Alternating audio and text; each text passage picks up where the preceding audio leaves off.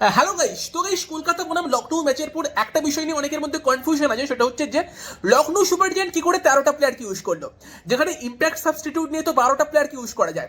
এবং সেখানে লখনৌ প্রথমত মহসিন খানের বদলে যুধবীর সিংকে নিয়ে এসেছিল, পরে আবার ইয়াশ ঠাকুরের বদলে নিয়ে এলো হচ্ছে তোমার আরসিন কুলকার্নিকে। কিভাবে সম্ভব? তো দেখো, ইম্প্যাক্ট সাবস্টিটিউট একটাই ছিল, সেটা হচ্ছে যে আরসিন কুলকার্নি ইয়াশ ঠাকুরের বদলে এসেছিল।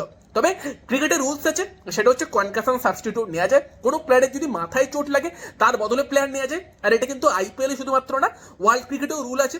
এবং যেহেতু মহসিন খান ফিল্ডিং করতে গিয়ে তার মাথায় চোট লেগেছিল, মানে মহসিন সুনীল নারিনের একটা ক্যাচ নিতে গিয়ে তার মাথায় চোট লাগে, আম্পায়ারের সামনে ঘটনাটা হয়। তো সেখানে আম্পায়ার কিন্তু মহসিনের পরিবর্তে কনকাশন সাবস্টিটিউট অ্যালাউ করে।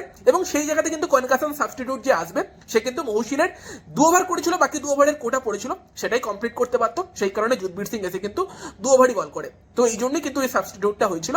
লখনৌ 13টা প্লেয়ার নিয়ে খেলেছিল এবং ওটা একদমই কিন্তু ফেয়ার ছিল।